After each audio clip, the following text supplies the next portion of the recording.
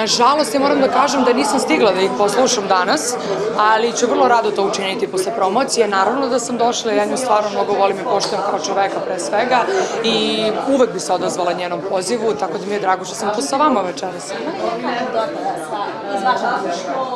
Jo, ima ih dosta. Pogotovo sa Zanzibara gde smo bile jedno 10 dana i snimala emisiju, stvarno se dosta toga izdešavalo, ali smo se super provele. Iskreno, uvek kad me neko pita neka anegdota, ne mogu u tom trenutku da se setim, ali stvarno je volim, imali smo dosta lepih trenutaka i nadam se da ćemo sarađivati u budućnosti, ja svakako hoćemo. A da li se savjetujete i oko momaka? Mo kakvi? Gde da se savjetujemo oko momaka? Šalim se, pa nismo došli do toga, ne, mislim svakako ona ima svoj tip muškaraca, ja svoj, tako da naravno uvek može da mi kaže ovo je za tebe, ovo nije za tebe, uvek ima neko svoje mišljenje, do toga smo došli čak i na Zanzibaru kad smo pričale, ali ovako do sada nešto stalno pričamo o tome, ne.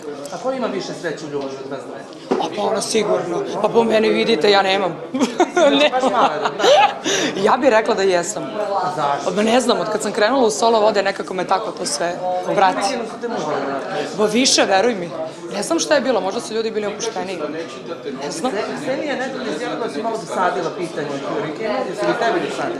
Pa možeš da me pitaš slobodno, mada mislim da smo sve već ispričali, grupa se raspala, mislim postoji, naravno, druge su članice tu, ali što se nas tiče, mislim da smo sve ispričali, ima nešto da nismo.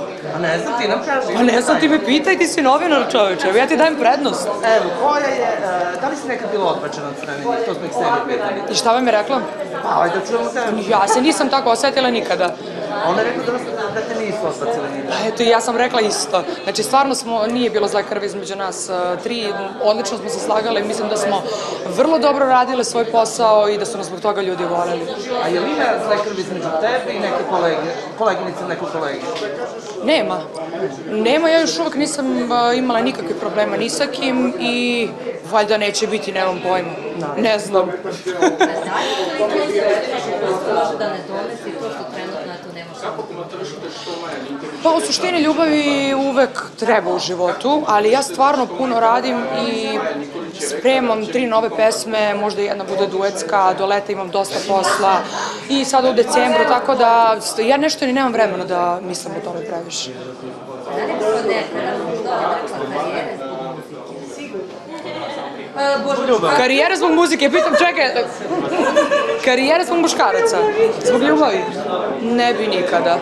Ne bi i mislim da to apsolutno ne mora da bude tako. Ja mislim da ako se dobro organizuješ i ako imaš muškarca koji može da te prati i koji razume ovaj posao u potpunosti, da nema potrebe praviti kompromis, u stvari ne kompromis, nego izbor između ta dva. A koji je tebe novinski naslov pogodio tokom karijere? Pamtiš ne?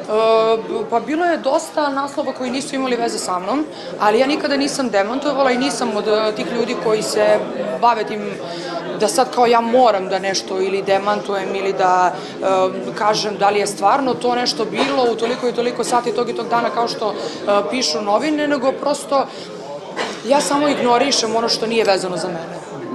Zašto? Zato što ne mogu da funkcionišem ako previše te negativne energije ako utiče na mene i da je toliko lično prihvatam, jer prosto nije prirodno. Kad si javna ličnost ima toliko ljudi koji daju sebe za pravo da kažu i dobro i loše o tebi, ako ti sve to upijaš i daješ na značaju toliko tome, onda stvarno nisi sposoban da u svom poslu napreduješ. Tako da ja sam neko ko se ne bavi time i ja pokušavam da tu negativu sklonim od sebe. Takva sam. Hvala ti. Hvala vam.